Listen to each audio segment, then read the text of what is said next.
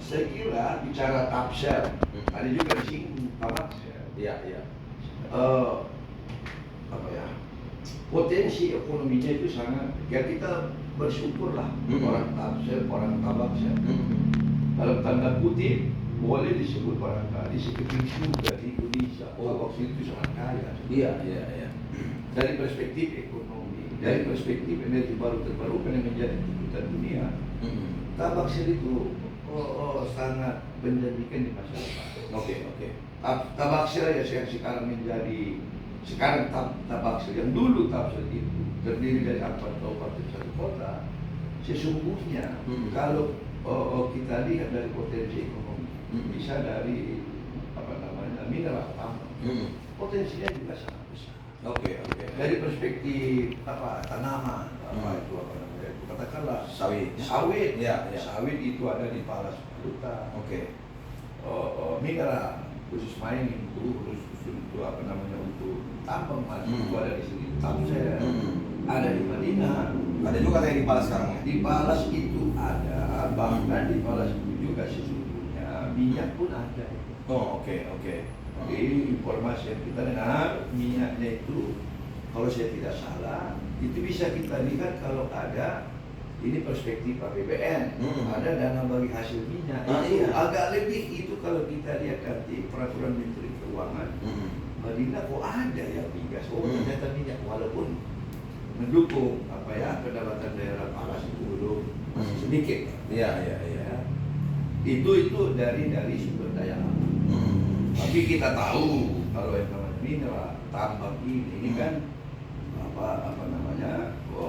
kekayaan alam yang habis. Oke. Tapi jauh lebih dan semua saya pastikan ini semua mempengaruhi ekonomi tentu. PDB, PDB dan segala macam. Iya. Jauh saya lihat lebih penting. Ini penting iya.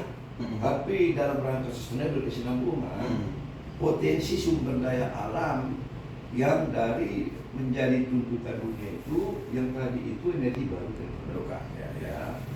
Banyak mungkin orang tidak tahu. Ya, energi baru terbarukan di tabaksir itu, di tabaksir sendiri yang sekarang contoh ini untuk PLTA. PLTA itu sekarang sedang dibangun 510 MW.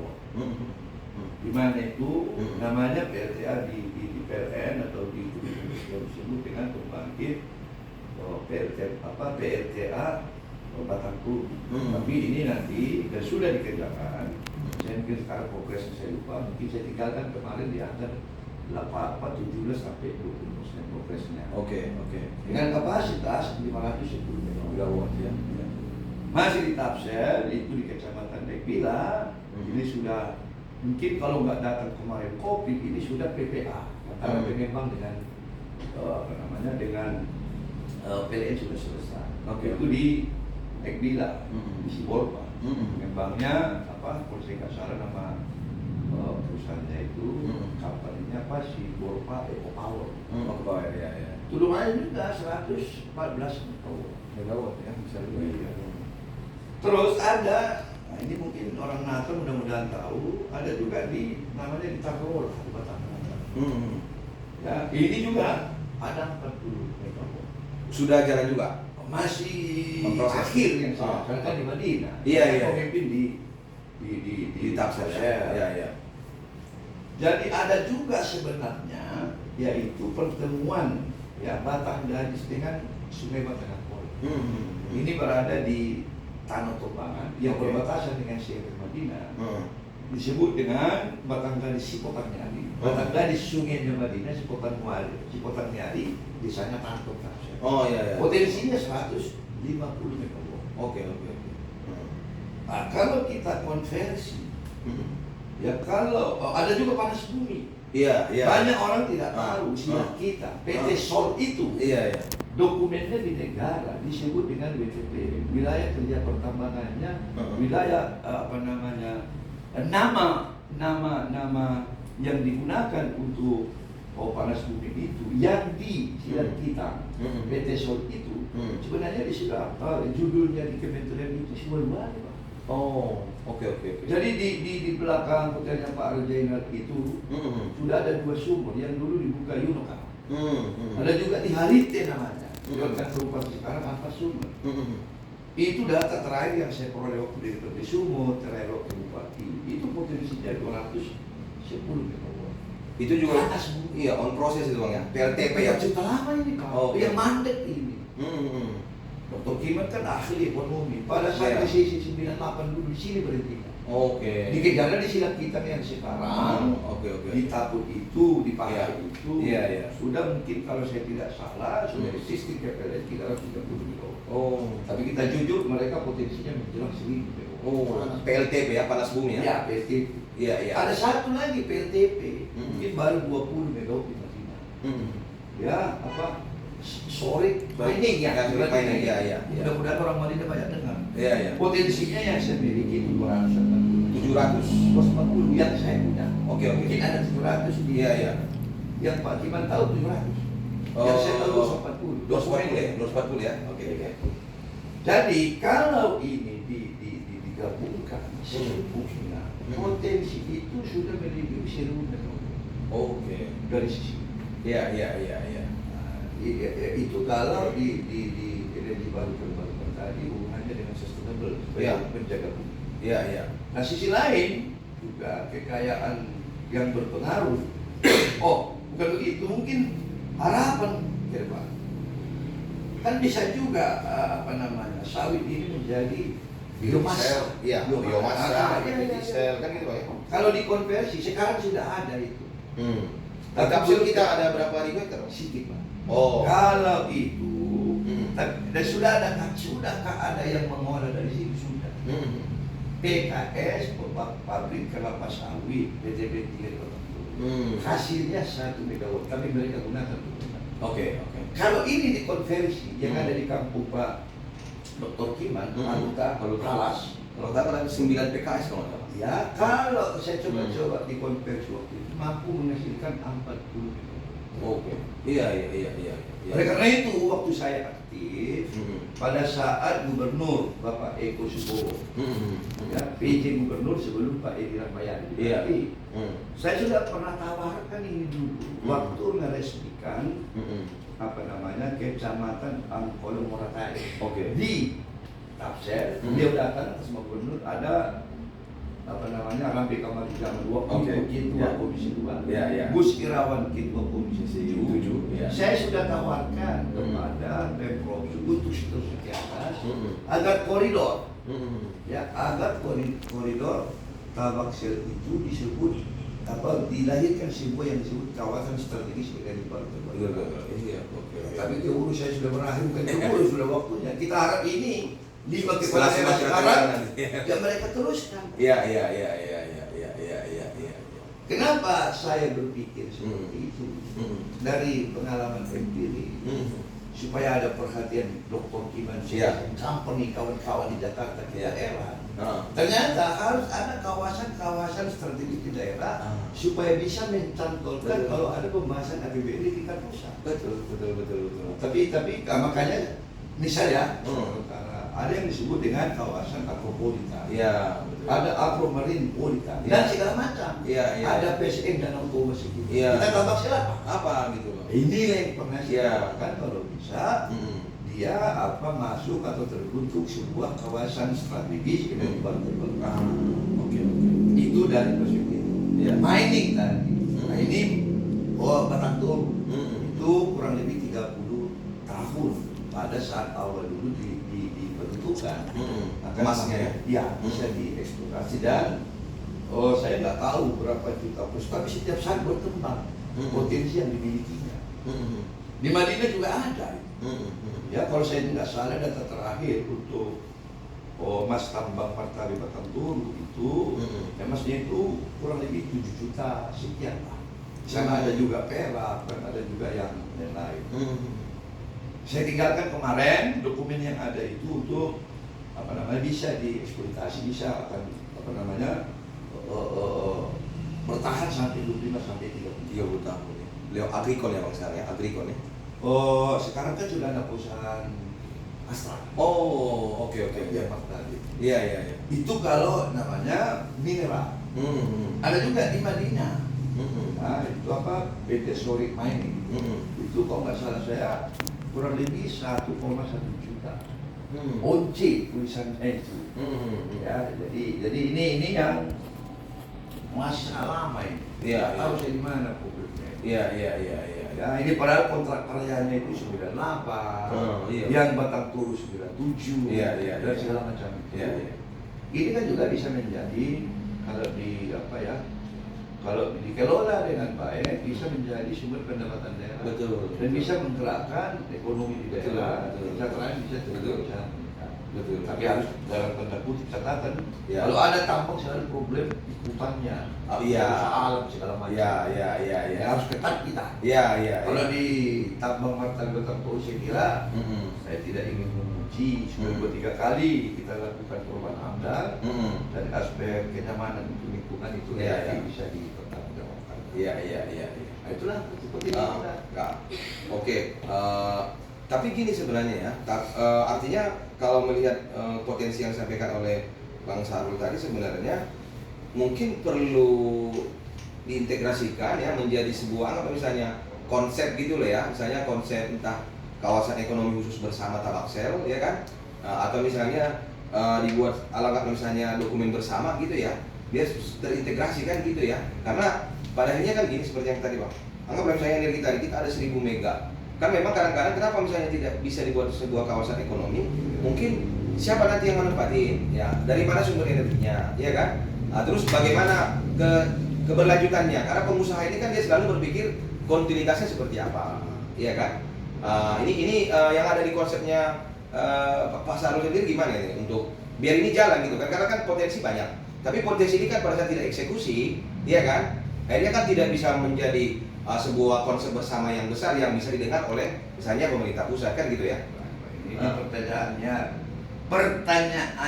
semacam ringan, tapi substansinya sangat dalam. Iya.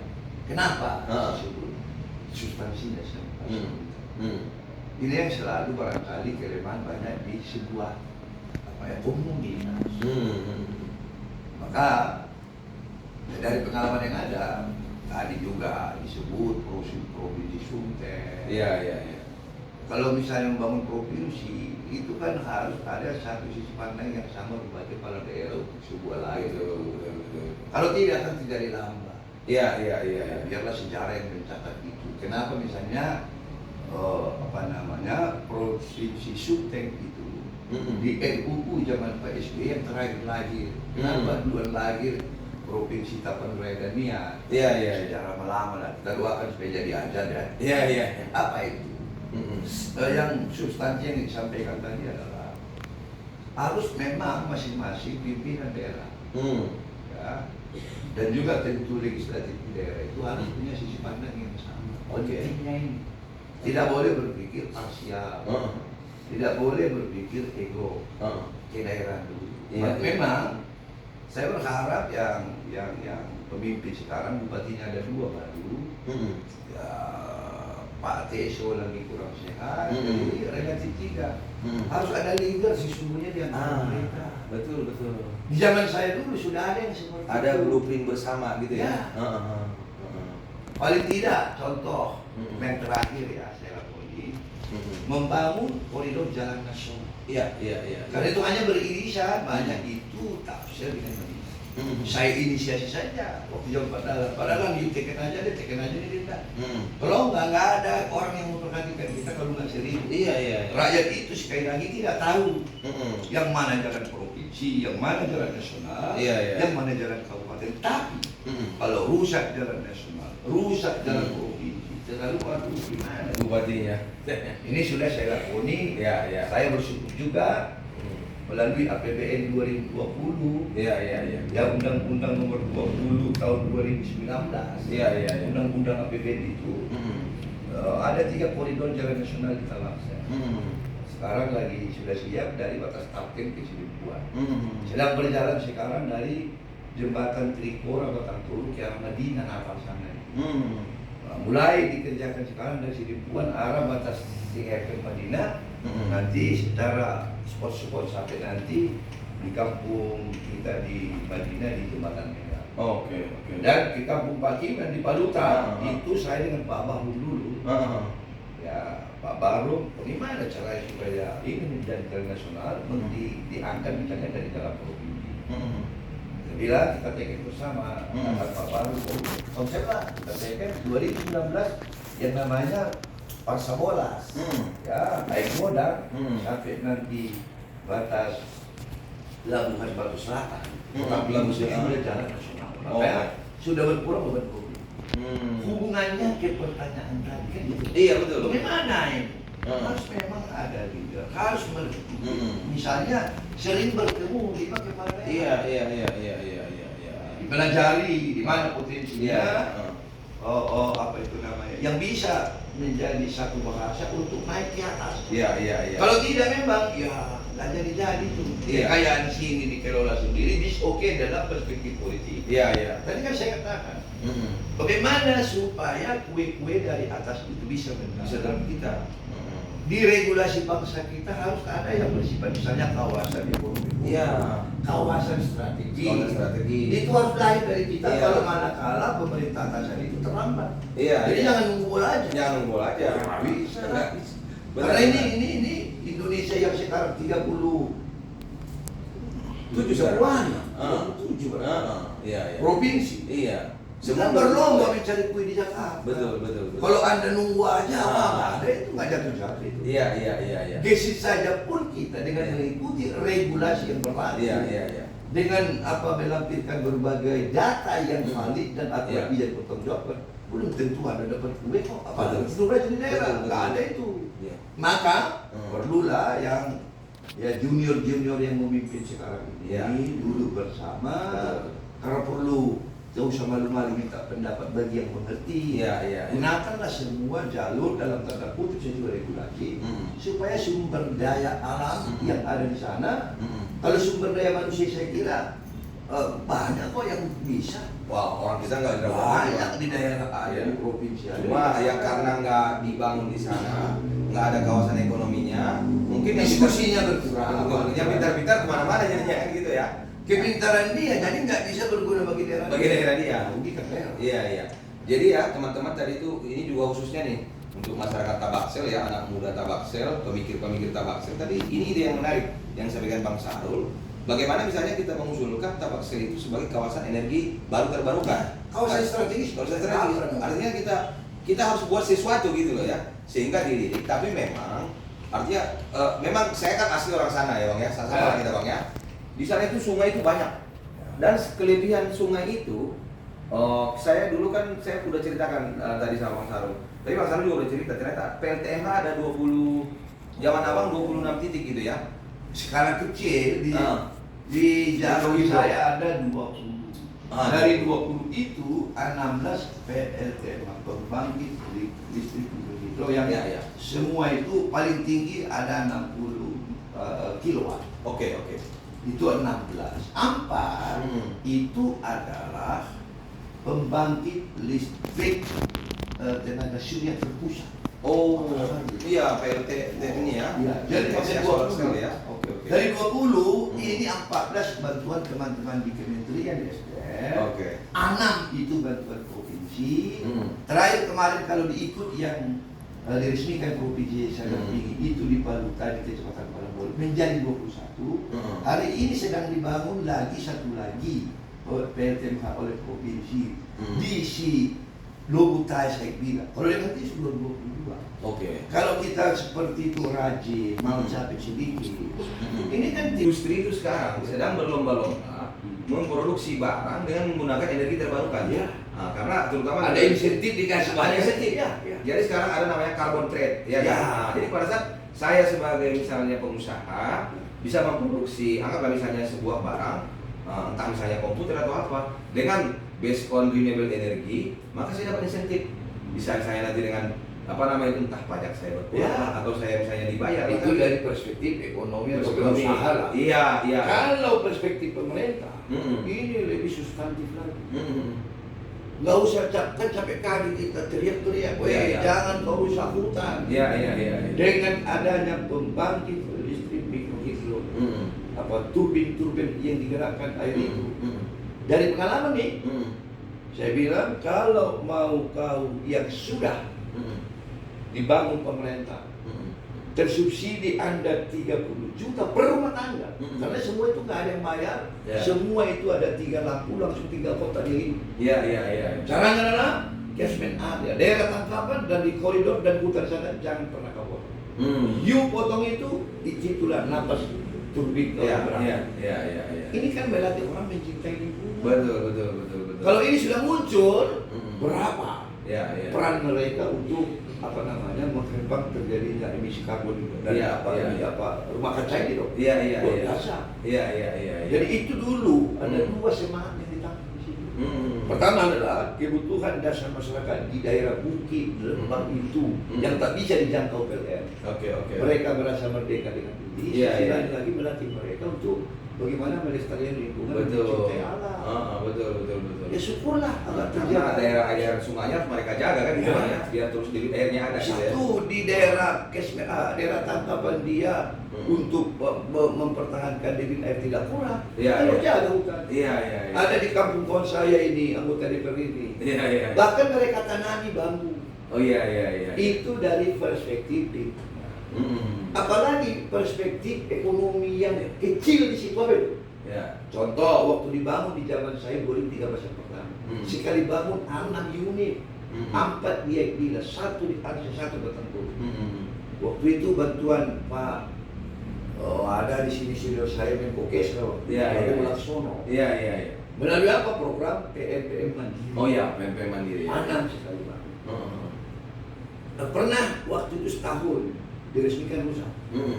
Setelah rusak setahun masih pengertiannya yang pertama lingkungan belum lagi sangat-sangat mumpuni, rusak dia, datang banjir.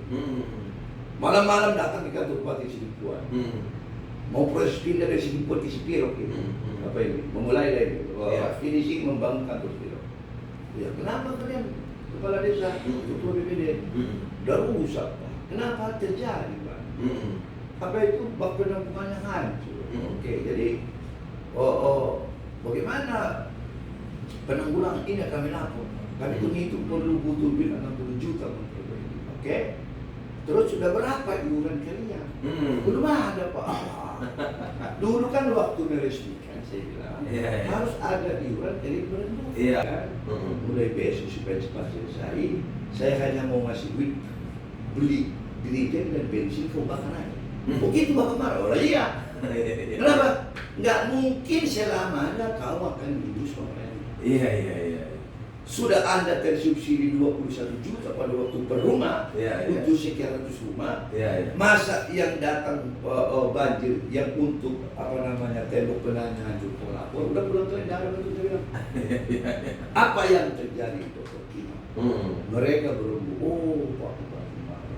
Dulu ada pesan Pak Bupati kita urunan. Ada iuran 20, 30, 40 ribu. Sekarang Pak Bupati tidak mau membantu memperbaiki. Bagaimana? Kita masih kepingin nggak lagi yang sudah sempat 13 bulan kita nikmati di situ. Kepinginlah. Mereka pada akhirnya urunan saya lupa. Mungkin 90 ribu per rumah tangga atau 190 ribu. Singkat cerita dibangun. Setelah dibangun oleh mereka, diundang lagi saya. Untuk semacam syukuran karena sudah mereka kembali bisa nyala lagi ya. Terus saya pidatokan, saya motivasi. Saya bilang kalian sudah merasakan sehingga membayar 190 ribu. Mulai kalau saya nggak pulang dari sisi ulang ini. Ini ulang ini paling ujungnya. Saya nggak pulang, kita berebut berapa yang cocok bukan. Singkat cerita waktu itu disepakati 25 ribu. Apa yang terjadi hari ini sudah punya kekayaan kurang lebih 4 juta. Di sinilah embrio munculnya bumdes-bumdes apa itu. Jadi sekarang ini duit yang dikumpulkan nggak juga habis. Apakah muncul lagi sifat gotong royong, muncul lagi ide-ide cemerlang supaya bagaimana waktu ada program dana desa bumdes ini aja dibumdeskan. Saya bilang apa? Sekarang mereka sudah punya gilingan tadi. Karena siang, lagi kan gitu ya. siang kan relatif daya ini kan nggak digunakan. Iya. Dengan kita. Jadi kan banyak yang bisa tumbuh kembang Iya. pikiran dari Dari energi kan gitu ya. Jadi sekarang dari 20 itu khusus yang dari air itu yang 16 itu 14 sekarang dari 16 itu bumdesnya itu dari situ. Relatif sudah punya kekayaan. Iya. Jadi satu sisi melatih mereka mengorganisasikan dari perspektif ekonomi, sisi lain kebutuhan dasarnya itu utama tentu, Iya. energi listrik dia terpenuhi, dan juga adalah lingkungan bisa terjaga. Jadi banyak makna dulu Iya. kita dorong ini Pak. Iya. Itu. Iya. Itu dari sisi air ya. Air itu ada pembangkit tenaga air, ada pembangkit tenaga mikrohidro yang kita ceritakan tadi mikrohidro. Tapi prinsipnya memang pada saat kita memiliki energi yang istilahnya tersedia gitu ya, artinya di suatu daerah itu energinya istilahnya berkecukupan, ya untuk membangun industri itu bukan hal yang susah gitu ya, Bang ya. Tapi pada skala saat kecil. skala kecil. Kan ya. udah ada kopi, ini pun Nah. saya enak minum kopi di Iya, daerah iya, kafe. iya. Misalnya dia bilang, Ah. gilingan kopi kan hanya perlu barangkali itu nanti paling nanti kurang lebih 5.000. Iya, kan. betul. Padahal dia kapasitasnya kalau 40 kan 42.000. Iya, betul. Siang kan nggak digunakan. Iya. Kopi lah di sini. Iya, bikin itu. ukun KM gitu ya. Oh. Nah, kami juga dulu Dakara TV 3 tahun sebelum Covid itu setiap tahun kita bikin festival oleh-oleh Tabaksel ya. Saya hadir lah, Pak jadi Bupati selalu hadir. Ini yang saya salut dari Bang Sarul. Makanya kemarin kontak-kontakan, abang muncul di Dakara TV, ya abang ini welcome, kita sangat senang sekali gitu ya. Karena memang gini saya lihat Bang ya, daerah kita itu menurut saya memang sebenarnya banyak potensinya gitu ya.